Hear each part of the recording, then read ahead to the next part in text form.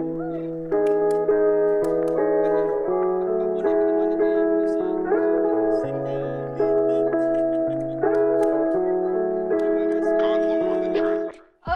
ladies and gentlemen, please welcome Mas Eri and Mas Boya di podcast TTS Talk and Sharing episode 4.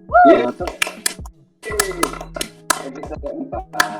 Episode 4 sekarang. Okay, Halo semua Sobat Perhumas, dimanapun Sobat Perhumas sudah berada, kali ini Emma bareng sama Boya dan Mas Eri bakal temenin Sobat Perhumas semua di episode 4. Boleh deh kita kenalan dulu dari dia yang semboyannya itu televisi, Mas. Boleh deh, yuk kenalan dulu. Di sini ada Mas Eri. Boleh Mas Eri?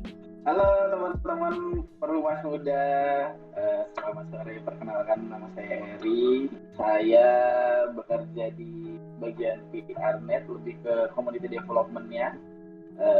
Saya umur, yang pakai umur ya salah ya. Salah. Oke, untuk apa lagi ya perkenalannya? Untuk bekerja di net saya sudah dari tahun 2013 bulan September 2013 di angkatan kedua. Nah kalau Mas Boyanya lebih awal, nanti Mas Boya akan sharing sendiri.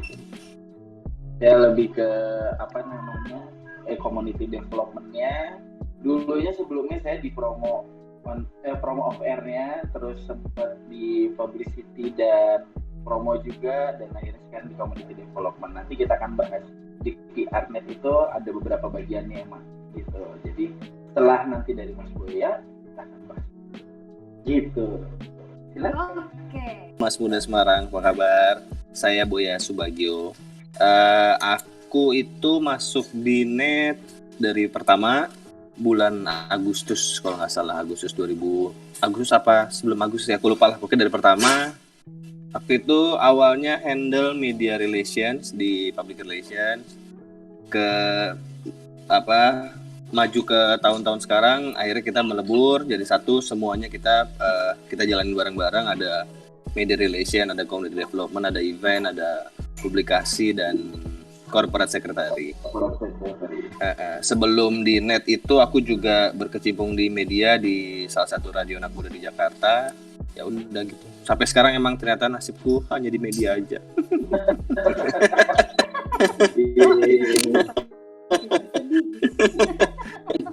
Gitu. Tapi menyenangkan. Di media sangat menyenangkan kok. Oke. Di media pasti menyenangkan. Oke. Itu tadi perkenalan dari Mas Boya sama Mas. Wah, ternyata udah lama juga ya, cukup lama berkecimpung di dunia. Untuk Mas Boya dan Mas Eri, boleh dong sekali lagi jelasin, boleh dong diceritain ke kita bagian PR itu ngapain aja sih? Oke. Macam-macam sih. Oke, nah ini makanya ya kan karena Mas Boya tadi bilang bahwa kita tuh ada beberapa bagian ya Mas. Jadi ada media relation, community development, ada publicity, promo, begitu ada corporate secretary. Itu adalah bagian yang ada di PR. Nah, apa yang dikerjakannya? Kita mengerjakan semua untuk sekarang ya. Kita mengerjakan semuanya tuh bersama, gitu. Kalau dulu sempat kebagi-bagi, cuma karena sekarang sudah berbarengan lah, sudah dilebur kayak satu gitu. Pekerjaannya yang pasti itu adalah corporate secretary, yang pasti kita berhubungan dengan pihak luar ya Mas Boya ya. Jadi kayak misalkan dengan KPI, pemerintahan gitu. Institusi, basically gitu. Institusi, betul sekali. Terus promo off air. Promo itu lebih ke kita mempromosikan program-program on air-nya net. Jadi kita bantu untuk misalkan ada program baru, kayak kalian mungkin baru mendengar ada program-program baru net kayak water break gitu kan, ada herca ya kayak gitu kan. Nah itu adalah tugas kita dengan cara mempromosikannya dengan press conference ya, seperti itu gitu. Kayak gitu saya. Mas Boy silakan ditambah loh. Pas saya jadi deg-degan ya. Jadi banyak, jadi kerjaan di PR. Sebenarnya gini, aku mau jelasin sedikit ya. Ini sebenarnya berlaku buat semua teman-teman yang akan bekerja di industri khususnya. Semua yang kalau kita bekerja di satu institusi atau industri, kita itu semua menjadi PR. Jadi nggak hanya bagian PR. Jadi misalnya ada teman-teman produksi di net pun mereka juga PR. Host pun mereka juga PR. Bahkan bagian finance pun mereka juga PR sebenarnya kan. Karena kan mereka harus membawa image positif di luar. Kita tuh di PR sendiri lebih menajamkan strateginya, lebih menajamkan entitas perusahaan di luar secara positif. Tapi secara besar, secara gambaran besar, semua yang bekerja di net itu adalah PR juga. Manapun kalau image positif atau berita positif itu kan harus disebarkan sama semuanya, bukan hanya tanggung jawab PR-nya aja gitu sih. Itu kurang lebihnya. Oke. Semua adalah PR, baik sendiri. PR, betul. Iya, secara korporat gitu kali ya. Oke. Betul. Ini aku ada istilah melebur itu kan melebur nih. Jadi sebelumnya itu PR-nya net itu terpisah-pisah sendiri ya untuk bagian-bagian material, dokumennya, dan macam itu terpisah di dalam humas. Betul Pak? Ya betul. Betul. Jadi memang awalnya. Jadi iya. Itu silakan Mas Roy. Mas Boy itu yang pegang media relation-nya ya Mas. Media relation terus yang memang bersangkut pautnya itu dengan media-media lain di luar sana. Media cetak dan media elektronik juga digital gitu kan. Gitu. Nah, corporate secretary juga Mas Boya juga bagiannya gitu. Jadi memang sebenarnya kalau secara strukturnya itu dari ada bagiannya community development sama media relation gitu ya. Ada dua nih. Nah, dua itu baru dibagi lagi yang tadi kita bilang ada promo OKR-nya, ada publicity-nya, ada corporate secretary, ada admin kayak gitu. Jadi memang sebenarnya PR di net itu hanya dua itu, si community development dan si media relation-nya. Gitu sih emang.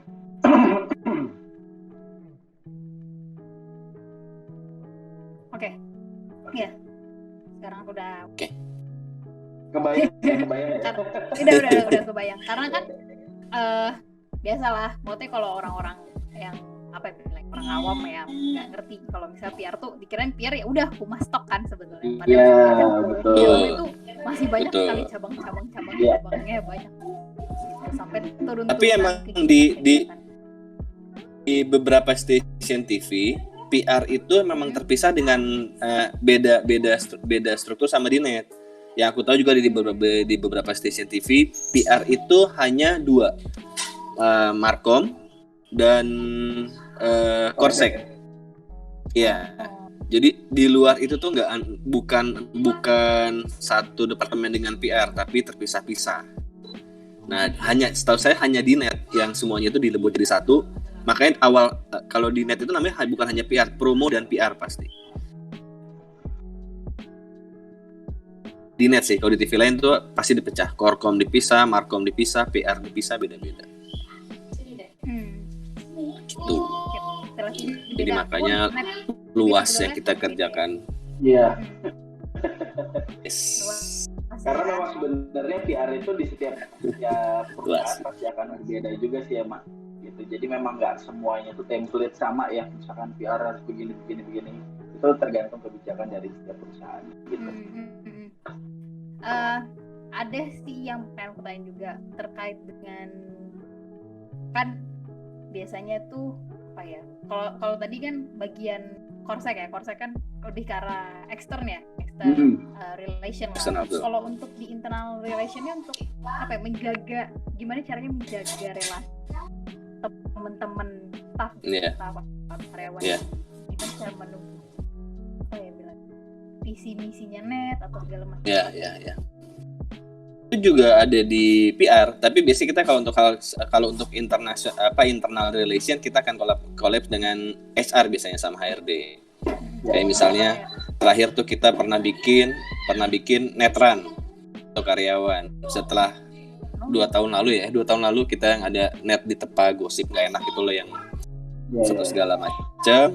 Kita tuh coba bikin strategi gimana di dalamnya dulu nih yang kuat di dalamnya kompak, keluar itu akan enak gitu kan outputnya. Jadi kita bikin satu kegiatan sinetron itu tujuannya biar sekali-sekali kita melebur bareng, kita nggak mikirin kerjaan, kita hura-hura, kita senang-senang. Impactnya kita berharapnya dari situ mereka punya energi positif lagi untuk bekerja secara maksimal dan jadinya juga positif keluar. Dan alhamdulillah sih sekarang itu udah mulai bagus ya. Iya, baik kembali. Yap. Oke.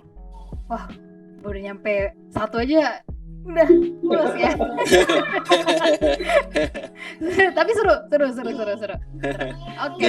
Berarti just serius nih kita jawab emang ya. Iya. Just serius nih. Iya, santai aja. Oke. Siap.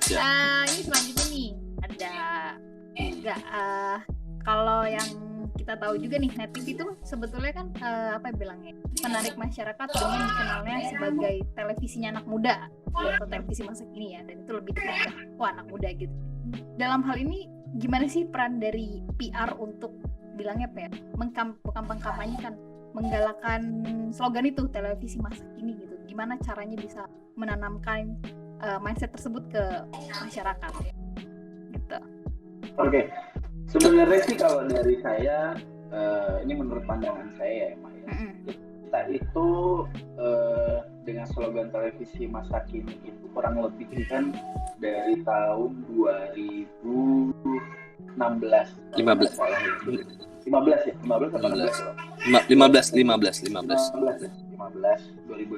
itu karena memang segmennya itu adalah anak muda banget. Kenapa kita mengincarnya anak muda ya, Mak? Dan karena kalau misalkan memang segmennya itu adalah orang tua kita, itu sudah ada di stasiun TV lain gitu ya, dengan program-program yang mereka punya. Nah, kita mengincar anak muda itu karena mereka nantinya akan menjadi keluarga muda gitu ya. Gitu. Jadi kita memang mengincarnya untuk kedepannya nih, di saat mereka nanti sudah berkeluarga, mereka akan nontonnya net. Karena kalau misalkan kita mengubah penonton orang tua kita lah ya, yang mereka tonton untuk nontonnya, itu akan susah karena mereka sudah punya channel masing-masing. Misalkan untuk orang tua bapak biasanya nontonnya di berita, atau ibu nontonnya di sinetron gitu. Itu sudah terbentuk seperti itu. Nah, yang bisa kita beri itu adalah anak muda yang nanti akan berkeluarga, dan yang rantainya akan seperti itu. Meskipun memang sekarang sudah tidak hanya anak muda lagi nih targetnya net gitu, tapi lebih kita mencoba melebarkan lagi dengan program-program yang kita bisa merangkul bapak-bapak maupun ibu-ibu gitu. Karena memang mau bagaimanapun TV itu akan berdiri dari tetap berpatokannya share dan rating ya, Mas. Jadi kalau misalkan memang, karena kan gini, ternyata tuh ada positif dan negatifnya juga nih ke anak muda sekarang. Anak muda sekarang itu tidak menonton TV, tapi mereka melihatnya dari gadget gitu, dan sedangkan gadget itu tidak masuk ke dalam share dan rating yang dibutuhkan oleh TV gitu sih. Makanya kita melebarkan lagi untuk merangkul para penonton kita. Mas Boy mau ditambahkan? Cukup. Wah, jelasnya bisa panjang lebar nanti. Panjang, bahaya pasti jelasin. Iya, benar. Oke. Cukup. Oke, sudah cukup sampai situ aja. Iya. Cukup. Kalau mau digali sih nggak apa-apa sih. Ya, tadi menarik sih sebetulnya, karena ya mau nggak mau tadi what if ide tadi kalau misalnya untuk membentuk anak muda pun nantinya mereka akan menjadi sebuah keluarga juga gitu kan, gitu. Mereka bakal punya istri, anak, segala macam, itu punya keluarga gitu. Tapi satu sisi juga mereka bilangnya opsi untuk mendapatkan sumber informasi kan banyak ya, nggak cuma TV, banyak banget opsinya. Betul. gimana caranya dari teman-teman PRNet itu bisa hadir di semua segmen media-media atau segmen apa bilangnya sumber informasi yang sebetulnya juga opsinya banyak gitu yang bisa dipilih anak. Kita biasanya sebelum melakukan sebuah campaign atau promo, kita tuh ada riset. Riset kita ke target market yang akan kita akan kita raih gitu loh, kue-kue yang akan kita raih. Jadi kita ambil contoh misalnya kita lagi mau ada promo Hercai atau sebelumnya kita punya sinetron, bukan sinetron sih. Iya, film series yang sebelumnya belum pernah ada di net. Ya, jadi sebelumnya kita itu udah kuat di anak muda, udah top of mind di anak muda. Sekarang kita menampilkan satu hal yang baru. Oke, itu kan tantangan kemarin ini. Kita mencoba riset dulu. Biasanya ibu-ibu ini senangnya dibikinin apa? Mereka senangnya kegiatan apa? Mereka senangnya nonton TV biasanya jam berapa? Dari situ kita coba 360 nih. Jadi nggak hanya di on air-nya, kita pasti main awal itu pasti di on ground. Kita bikin off air, kita bikin kegiatan yang langsung menyambangi mereka nih. Kita jemput bola. Sesimpel kita hanya bagi-bagi stiker, sesimpel kita hanya bagi-bagi merchandise yang tulisannya waktu itu apa sih? Silvana Silana emang iya nggak salah ya. Silvana Silana. Kita main ke tempat ke pasar ibu-ibu, ke pasar yang dimana ibu-ibu pasti suka belanja. Kita main ke sana. Kita harapannya emang ujungnya kan mereka nonton dulu, tapi awal itu gimana caranya biar ibu-ibu ini tahu dulu, oh ternyata net sekarang nayangin program TV series Silvana Silana, sekarang ada Hercai, ada ya drama Korea juga kayak gitu sih. Jadi strateginya kita jemput bola, kita kerjasama sama beberapa ibu-ibu PKK di grup WhatsApp-nya, kita coba bikin kegiatan. Jadi ada satu koordinatornya, kita bikin kegiatan dengan mereka ngeblas dengan hadiah atau door prize. Cara seperti itu sih lumayan efektif ya. Dan akhirnya sekarang lumayan kita sudah bisa diterima sebagai TV keluarga muda yang tadi Mas Heri bilang, bukan TV anak muda lagi. Jadi keluarga muda tuh udah mulai sasarannya ke net karena kita semuanya udah ada, dari kartun kita udah ada. Tetap kita jaga, talk show juga ada. Itu sih strategi itu itu juga di sosmednya kita pasti setiap semua program itu punya sosmed sendiri, jadi nggak hanya sosmednya Net Media Tama, jadi semua program pasti kita bikinin, baik itu Facebooknya, Instagramnya. Nah dari situ juga terbentuk tuh komunikasinya, terbentuk tuh obrolan panjangnya, dari obrolannya, dari komen-komennya kita bisa lihat kita mesti perbaikin apa nih, kita mesti kurangin apa sih, kayak gitu sih. Hal simpelnya ya emang ya. Ya. Gitu. Di digital itu kita tuh bisa nge-review gitu loh, meskipun yang namanya netizen ya pasti akan ada aja yang komen gitu ya. Cuma terkadang kita tuh suka bacain komen-komenan di saat memang kita ngelihat nih, oh ternyata komennya bagus nih di program ini, apa nih yang kurang, misalkan dari bintang tamunya atau apa gitu. Nah itu adalah masukan buat kita yang mereka sebagai penonton jatuhnya, meskipun balik lagi bahwa mereka itu tidak semua penonton TV jatuhnya, tapi mereka nonton di gadget, tapi itu adalah masukan buat kita gitu. Ya. Makanya aku di sini sama Mas Boya mention buat teman-teman yang nanti ngelihat dari Perhumas Muda juga, jangan lupa nonton TV ya. Ya.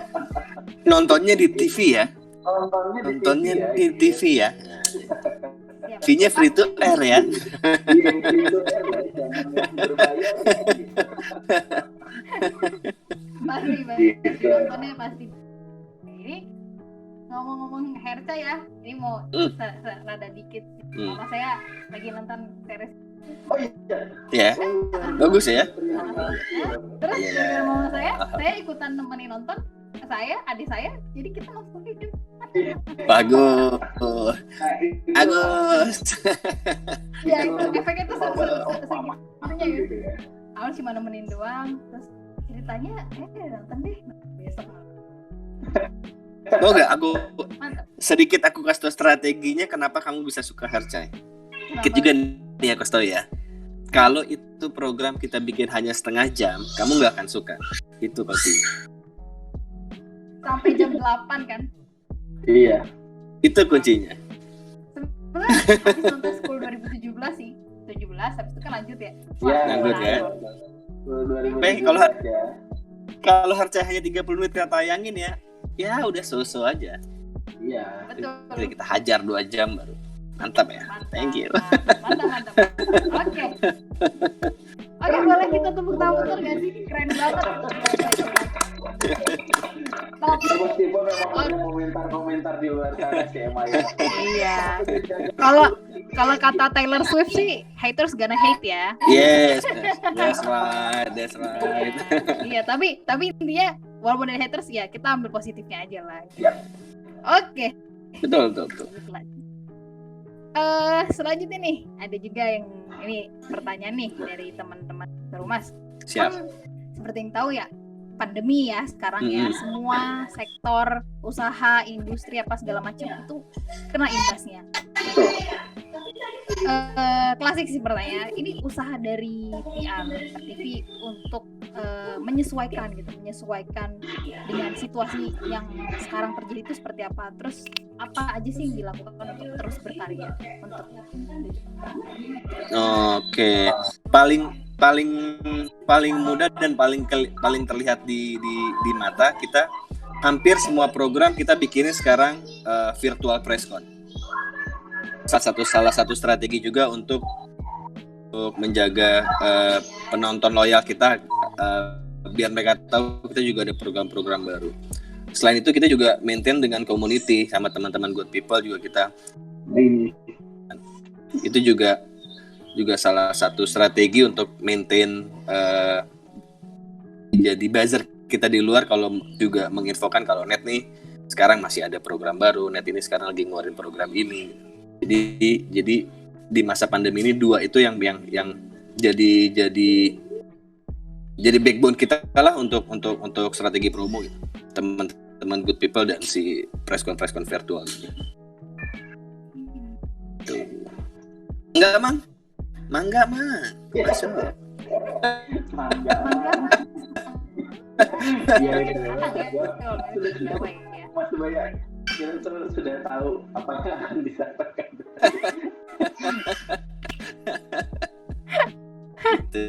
Oke, sedikit pengen aku tanya sih kalau untuk apa bilangnya kayak community namanya Net Good People ya, itu untuk maintenance relationnya gimana sih? Karena kan biasanya harusnya mungkin biasanya bisa itu untuk maintenance relasi dengan community itu ada offline ya, kumpul bareng atau segala macam. Kalau sekarang diganti apa sih? Ya, kurang lebih sih sama sih ya. Kita ketemunya by virtual lagi gitu. Kayak kita Zoom, kita ketemu. Jadi kita waktu itu sempat beberapa kota Net Good People pada saat mulai pertama pandemi di bulan awal-awal lah, di bulan April Mei itu, di saat bulan puasa kita tuh ada ngabuburit bareng gitu. Jadi kita nge-Zoom bareng mereka, apa nih kegiatan mereka di sana gitu kan, karena kita tidak bisa menghampiri mereka. Itu yang bisa kita lakukan selama pandemi ini gitu, dan mereka pun memberikan feedback yang baik pula, dan mereka juga ngebantu kita untuk mempromosikan apa yang lagi yang ingin kita promosikan nih, program-program baru seperti itu. Dan mereka pun buat acara banyak kok di semua regional itu. Di Semarang juga salah satunya kemarin sempat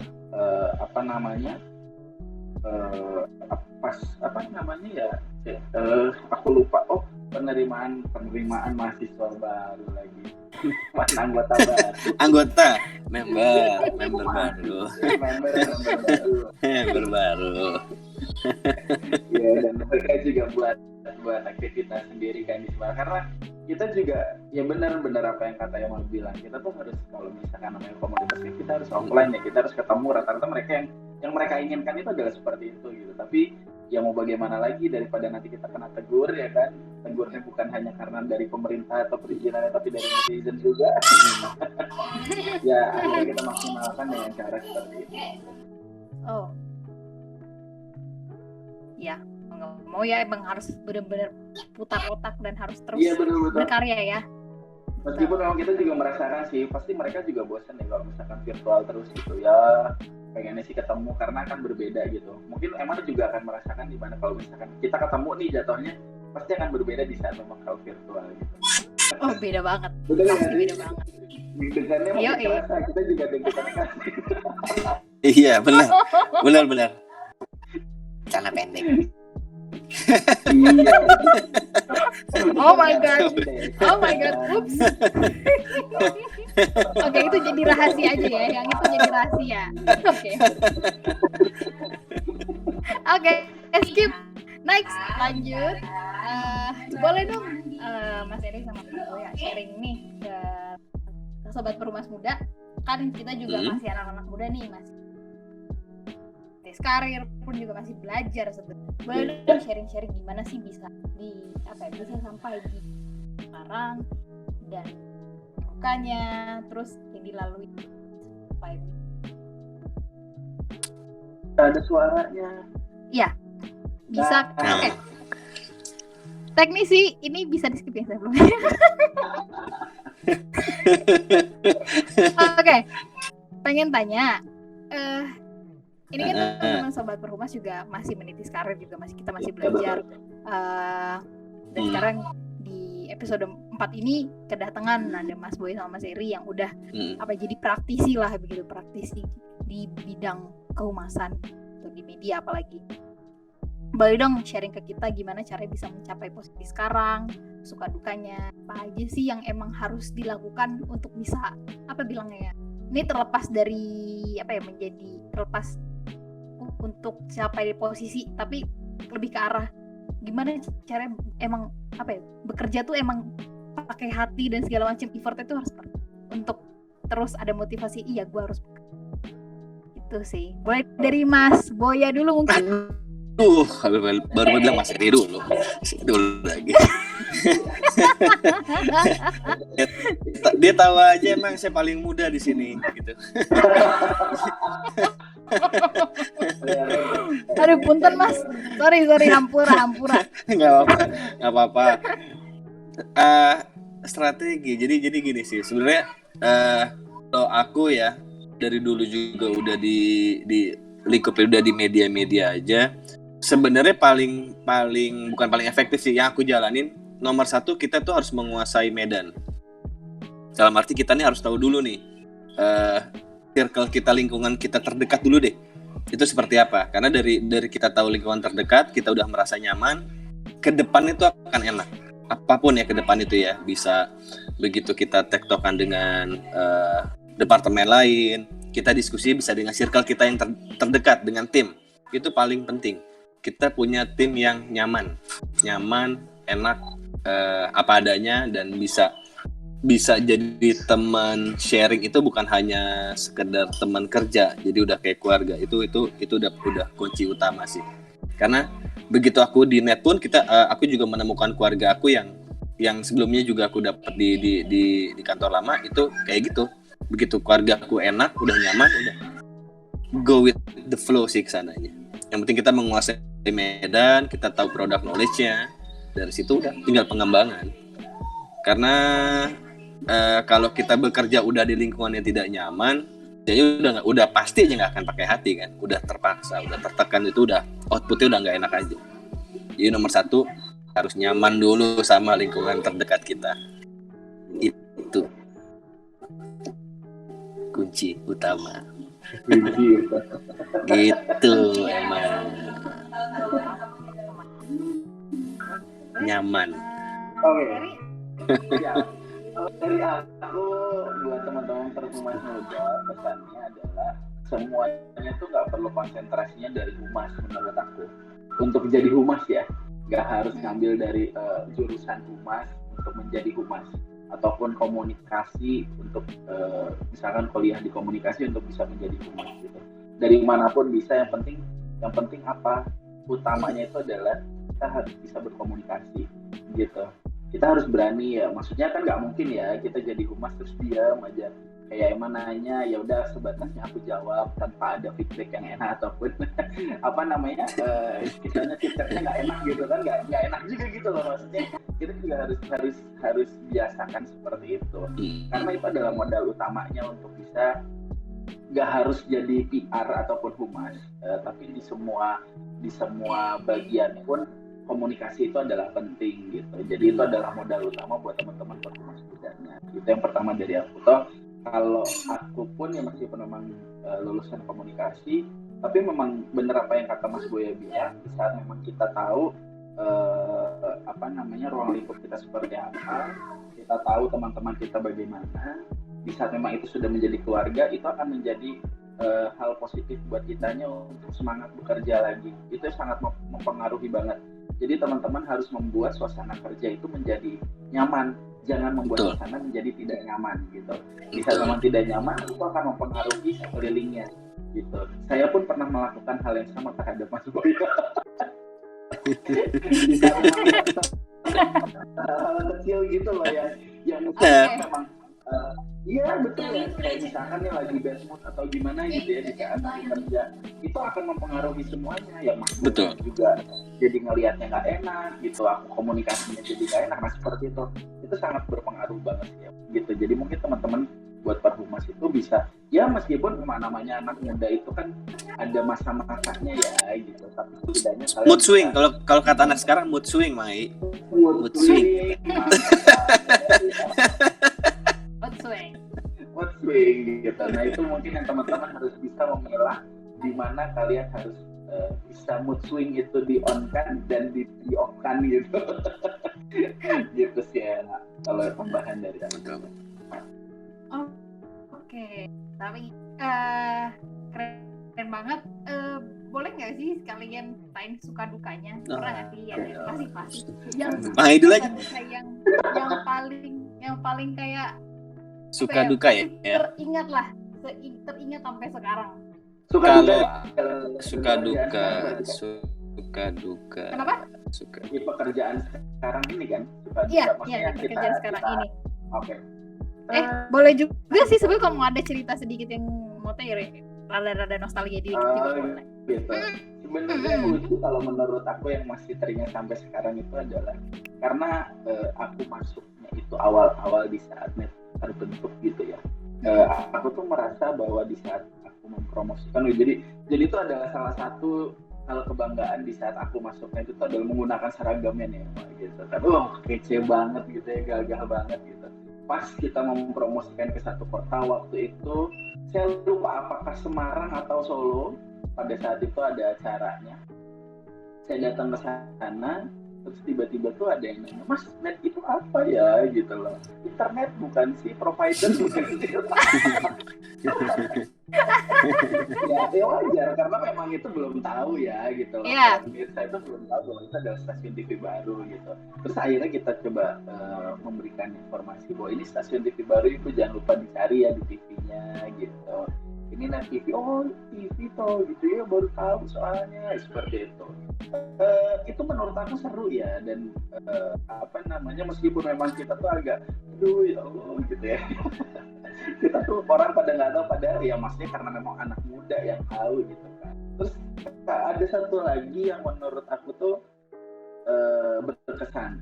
Jadi selama aku bekerja di Net itu aku mendapatkan tugas terjauh untuk berkeliling Indonesia ya. Aku sempat bekerja tugas ke Papua waktu itu. Dan aku cuma bertiga. Waktu itu lagi zamannya Jenderal Sudirman Cup bola. Jadi kita tuh ada nobar di Papua sana gitu emang. Karena kan memang kenapa kita ngadain nobarnya di sana, karena Papua tuh mungkin jarang nih diadain nobar gitu di sana. Terus kenapa kita nggak ngadain di sana, dan ternyata memang sepak bola di sana juga waktu itu masuk ke perempat final gitu. Akhirnya kita ngadain lah di sana nih ya kan, ngadain di sana. Kita tuh bisa dibilang alun-alunnya kota Papua lah di sana. Dan aku kan baru tahu ya, baru pertama kali itu. Sebelumnya pada saat sebelum nobar itu jam 7 malam, mungkin yang di saat kita masih beraktivitas dengan ramai gitu, di sana udah sepi. Aku bingung mau kemana. Dan itu keluar sepinya sesepi mungkin. Iya, jam 7 malam. Dan mereka tuh bilang, iya Mas, kalau di sini memang sudah pada tutup gitu. Dan di sana tuh tidak ada tos herba gitu ya, yang apa namanya banyak jual makanan gitu, makanan di sana pun jarang gitu. Itu sih yang menurut aku berkesan. Dan pada saat di hari H, pada saat nobarnya itu mereka kalah, dan mereka tuh kayak kita tuh berada di dalam kayak di dalam sarang gitu loh, kita yang nyari gitu ya, gimana nih tuh kan ini wasitnya gini jadi kenanya kita. Kita bingung bahasanya juga, kita nggak tahu gitu kan bahasa daerahnya mereka gitu. Tapi ya itulah serunya sih. Kalau duka sih ya nggak ada ya, maksudnya bukan nggak ada, lebih ke minim lah. Tapi kita karena memang senang bekerja dengan apa, bertemu dengan orang baru, dengan pekerjaan yang menurut aku tuh seru, itu sih yang berkesan buat aku gitu sih emang. Oke. Tadi itu rada menegangkan ya. Iya, Jadi pas yang di Papua ya kalah, tapi kita juga di situ sama orang yang ngedukung. Waduh. Untung bisa pulang emang ya. Untung bisa pulang ya. Untung nggak dibilang ya kalian nggak boleh pulang sampai tim ini menang. Wah, udah pusing bos. Oke. Dari Mas Boya, boleh Mas Boya cerita? Kalau suka duka, sukanya sih banyak banget ya. Salah satunya itu sukanya kita kita ngejalanin event Indonesia Choice Award ulang tahunnya NET. Itu satu hal yang sangat kena sih, jadi kebanggaan. Suka dukanya itu jadi satu di situ, proses pengerjaannya banyak intrik-intrik, tapi begitu tayang, begitu jreng ada di TV, itu bisa sampai kita netesin air mata. Itu saking sukanya aku nggak bisa mendescribe gimana detailnya. Itu benar-benar happy banget. Sama paling yang salah satunya aku bisa satu pesawat bareng Pak Jokowi sih, itu juga satu kebanggaan, satu suka. Itu sih. Wow. Itu kebanggaan. Diajak ngobrol aja tuh dah, gue diajak ngobrol presiden nih gitu. Udah gila, senang banget. Apalagi tiba-tiba suruh jadi LO-nya, suruh mengarahkan. Ya udah itu kebanggaan yang akan aku ceritain terus ya ke anak cucu nanti. Itu salah satu. Kalau duka sih nggak ada ya, mostly nggak ada. Kalau duka pada saat kerja, akhirnya itu akan jadi satu cerita.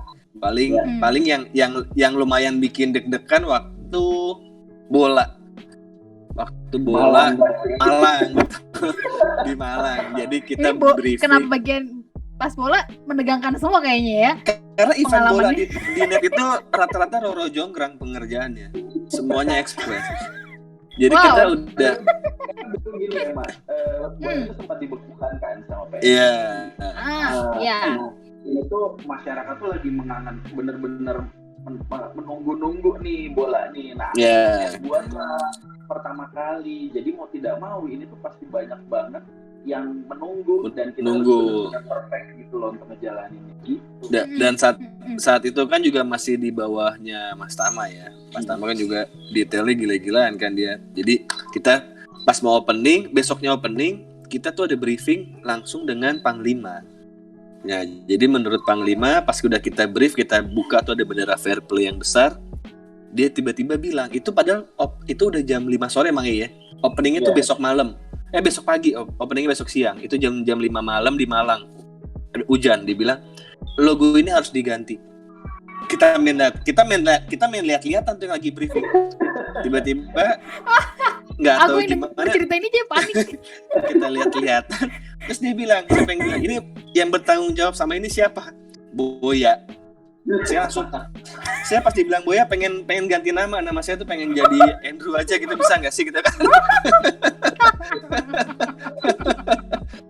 Oke, ini seru banget. Itu gimana caranya? Ya udah, ini nggak mungkin percetakan di Jakarta, ini di Malang udah sore, acaranya besok gimana segala macam. Udah akhirnya ya itu tadi aku bilang, itu saat itu menjadi duka yang kita kesel banget sih ini. Wah, nih segala macam omongan kira keluar, akhirnya ngobrol gimana, dibantulah sama salah satu tentara juga saat itu, aku lupa namanya siapa. Dia bilang, udah Mas, kita pakai percetakan di Jakarta, malam ini juga itu diantar pakai pesawat Hercules. Jadi kamu bayangin cuman ngirim logo karena nggak ada helikopter atau segala macam, itu pesawat TNI nganterin ke Malang, nganterin bendera. Aku speechless. Karena arahan langsung dari panglimanya. Kan cuman aku sampai jam 2 pagi nungguin di bandara nih, mana pesawat Hercules nih gini segala macam. Udah pas landing tentara yang nganter juga mukanya udah nggak enak kan. Malah ditransfer nganterin bendera deh. Udah. Itu mahal banget lagi ya. Iya. Ongkosnya mahal naik Hercules. Itu sih itu satu hal yang kocak banget sih, sampai sekarang nggak pernah lupa kejadian itu sih. Itulah Mas, lainnya selebihnya sih nggak ada. Duka tuh kita nggak ada, semuanya menyenangkan. Wow, oke. Aku speechless. Oh my god, really speechless banget. Kayak, bro, ada pesawat malam-malam lewat rumah gue. Beneran? Siapa ya? Kan kalau pesawat komersil nggak mungkin boleh kan, udah nggak boleh juga kan malam gitu. Udah lewat tengah malam lah. Sama pas nunjuk itu sini tanggung jawab siapa, Boya? Itu saya lemes sih. Aduh, gue mau ganti nama bisa nggak sini? Oh my god, I can feel that, kayak pas udah tatap-tatapan Boya kayak ngeliatin yang lain, siapa? Boya, mana Boya? Oh my god, ini seru banget. Gila sih. Gila, oke. Aku udah sampai kayak speechless, kayak nggak bisa nangkepin lagi kan. Hercules, bos, kayak. Oke. Dan nganter bendera doang ya, oke. Kita. Kalau ada orang nanya, nih kita antar pakai apa nih? Pakai Hercules? Emang bisa? Bisa, gue udah pernah. Gue pernah merasakan. Mas Boya pernah. Untungnya bukan kita yang suruh naik Hercules ya, cuma nungguin pesawat Hercules datang ya. Oke. Semuanya epic moment banget ya, mulai dari tadi di pertandingan bareng sama orang Papua di situ, sekarang dengan pesawat Hercules. Wow, benar-benar ya. Jadi PR-nya di net itu ada out of the box ya. Iya. Out of the box banget. Seperti yang lain mungkin orang ngelihat ya, mungkin makanya kan biasanya kalau PR tuh agak kece-kece gitu ya. Kalau gitu tempur. Kita kalau udah di lapangan kayak vendor. Ya, udah nggak berbentuk deh. Iya benar. Udah nggak kece-kece. Udah nggak ada kece-kecenya. Iya. Justru di lapangan lebih challenging lagi ya. Iya. Lebih challenging banget. Betul, itu dia. Bukan cuma jadi PR, tapi emang benar-benar harus multi talent lah bilangnya gitu ya. Oke. Nah, gara-gara tadi kita ngomongin itu, ini ada pertanyaan yang ada agak relate sih sebenarnya. Dulu pas masih belum gabung di media, apalagi di bagian kehumasan, mikirnya tuh pekerjaan PR di media tuh kayak gimana sih?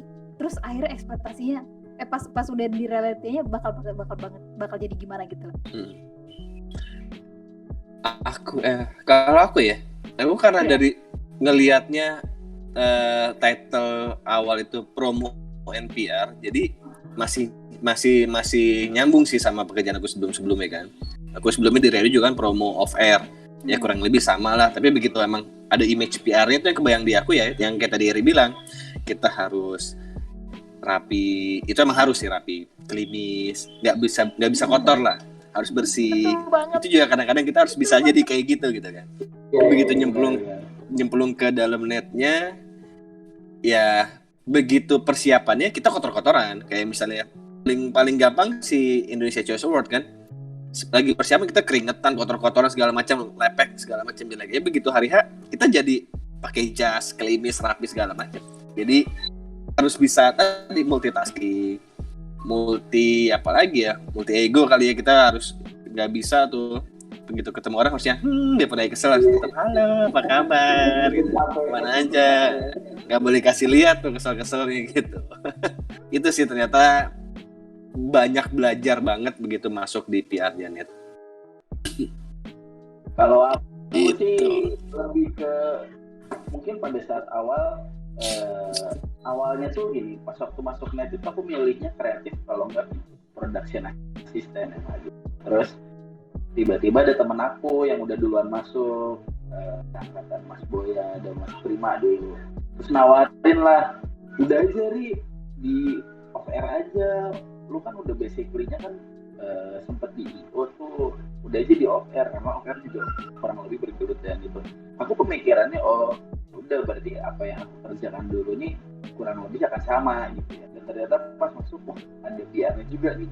Oke, berarti aku harus dan itu tuh harus bisa menyesuaikan gitu loh, yang bertemu dengan sebenarnya yang buat deg-degan tuh kalau misalnya ketemu sama ya pejabat-pejabat gitu loh, yang aduh kita tuh harus benar-benar terlihat apa namanya pede gitu loh, yang maksudnya ya selain rapi gitu ya, kita juga harus bisa berkomunikasi dengan mereka meskipun bukan orangnya langsung, tapi jadi dengan ajudannya ataupun sekretarisnya gitu kan.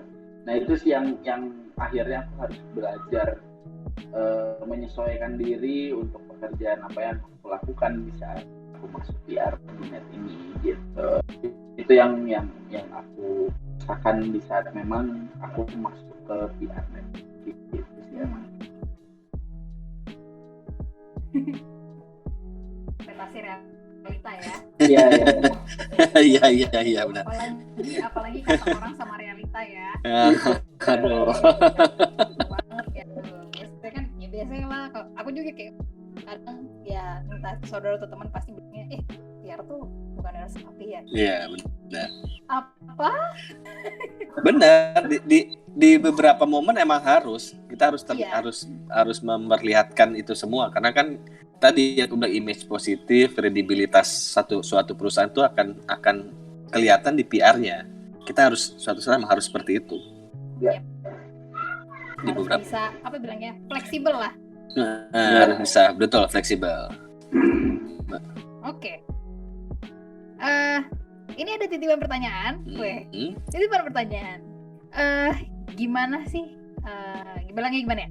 Sebenarnya kan net TV ataupun net media ini jadi dream lah untuk setiap job seeker gitu. Gila, gue kayak kerja di net TV. Even teman-teman aku sebenarnya banyak banget yang bilang, gila, net TV itu keren banget. Ada yang bilang itu gara-gara Mas tadi bilang pas pakai baju itu kelihatan kece. Temen gue ada yang ngomong kayak gitu, gue pengen kerja di net biar gue pakai seragamnya. Ada teman-teman dia ambil konsentrasi jurnalistiknya ngomong kayak gitu. Cuma net doang yang outfitnya tuh kayak gila, gue banget sih gitu kan. Gitu. Ini mau tanya sih, sebetulnya gimana sih caranya bisa join jadi staff ataupun karyawan di net gitu. Karena sebetulnya kita tuh apa ya bilang, anak muda juga pasti mencari lah gimana sih cara masukin dan segala. Boleh deh diceritain dulu Mas, gimana sistem rekrutmennya atau segala macam. Kalau rekrutmen itu kita ada biasanya, tapi memang nggak tentu sih, jadi tergantung gitu siapa yang membutuhkan gitu ya. Bisa dilihat itu di rekrutmen@netmedia.co.id. Rekrutmen. Iya benar ya. Rekrutmen.netmedia.co.id gitu. Itu bisa dilihat di situ. Itu lagi butuh apa aja. Kalau nggak memang pantengin Instagramnya net. Kadang juga di situ suka diposting kira-kira butuh apa. Kalau sekarang memang lagi banyak dibutuhinnya adalah outsource gitu. Karena memang yang banyak proyek yang memang membutuhkan banyak SDM gitu. Jadi memang makanya itu yang harus kita pantau. Nggak semua bagian itu setiap tahunnya akan membutuhkan karyawan gitu, tapi memang dari beberapa divisi bagian itu yang ini lagi butuh nih gitu. Jadi harus pantengin itu sih, dan memang harus sabar. Kadang yang sudah dimasukin ya seperti yang Emma bilang gitu, karena memang ini adalah ya mungkin terima kasih banyak kalau misalnya banyak orang yang pengen bekerja di net gitu ya. Tapi terkadang juga Mas saya udah ngirim ini tapi kok belum ada panggilan ya, pada segala macam. HR-nya juga mungkin overload kali ya, saking banyaknya yang kirim. Jadi harus bersabar gitu sih ya Mas. Kayak gitu. Oke. Ya itu tadi buat sobat Perhumas Muda mungkin proses rekrutmennya ya. Tadi dijelasin juga. Ini belum terakhir. Oh, iya, Tapi kita iya. sudah mendekati penghujung. Kita udah mau mendekati penghujung. Mau tanya juga sih, menurut Mas Boya sama Mas Eri, peran pentingnya PR media di era digital itu gimana? Apalagi kan media konvensional sama media digital itu bisa dibilang, ada yang bilang itu gontok-gontokan, tapi ada yang bilang ya sebenarnya media konvensional sama media ataupun media mainstream ya bilangnya dengan media digital ya sebenarnya bisa kolaborasi gitu kan ya. Selaras ya. Untuk teman-teman di PR media ini gimana sih caranya bertahan di dalam era digital? Oke. Kalau kita emang dari awal kita udah masuk di era digital dari awal ya, dari net ada itu. Justru kita kencengnya emang di digital, bahkan kan sekarang juga udah 4.0 ya, 5.0 malah. Jadi yang kita kerjakan pasti berkorelasi antara konservatif dan digital, apalagi di era sekarang, di era pandemi, karena kita sudah terbiasa di sebelum-sebelumnya dengan dunia digital, jadi beda aja sih. Edit flow, jalan enak aja udah.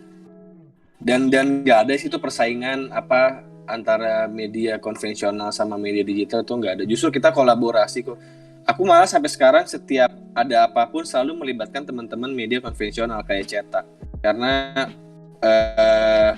media cetak itu buat aku cukup kuat untuk image ya. Jadi saat orang nonton TV melihat melihat yang digital selesai begitu ada dicetak dia akan merimain terus, bisa lihat lagi. Oh, ada ini di net, ada ini di net. Jadi sampai sekarang kita harus tetap berkolaborasi sama media-media konvensional itu. Kalau tambahan dari aku, kita pun juga harus memilah kira-kira berita apa yang kita bisa sajikan terhadap masyarakat gitu ya. Intinya adalah kita istilahnya harus netral nih gitu. Karena memang ya masyarakat juga bisa memilih ya, maksudnya berita mana yang berkualitas untuk mereka sama yang mereka juga bisa memilih gitu. Tapi kita menyajikan memang berita-berita yang positif juga buat masyarakat gitu. Jadi jangan jangan menyajikan yang memang berita itu menjatuhkan salah satu pihak gitu. Karena memang kalau misalkan net itu dibuatnya untuk netral gitu, makanya net. Sama gitu. Netral. Oke. Aku paham. Tapi memang harusnya netral, ya nggak sih? Harus lah. Karena namanya berita kan juga kita harus sampaikan. Betul. Tidak boleh berpihak emang iya. Iya, betul. Setuju. Oke, kita bisa chess virtual nggak sih? Ini chess virtual. Oke. Memang harus netral, media itu harus gitu. Sebetulnya masih ada, cuman mengingat waktu juga, jadi oh my god, sedikit sedih. Oke, boleh dong dari Mas Boy sama Mas Eri closing statement deh buat sobat Perhumas Muda di sini yang dengerin podcast TTS. Boleh dong kasih closing statement buat anak muda di zaman yang sekarang. Zaman yang gitu. Karena memang sebenarnya kita juga terlena dalam budaya instan dan segala macam. Mungkin boleh kasih kalau bahasa Jawa itu ujangan. Nah, ujangan. Ya, oke. Buat kita nih anak-anak muda yang masih terus belajar dan masih mencari jati. Dari aku dulu. Boleh. Mas Boya dulu. Dari aku, iya. Sambil mikir ya, kamu pasti lagi sambil mikir kan.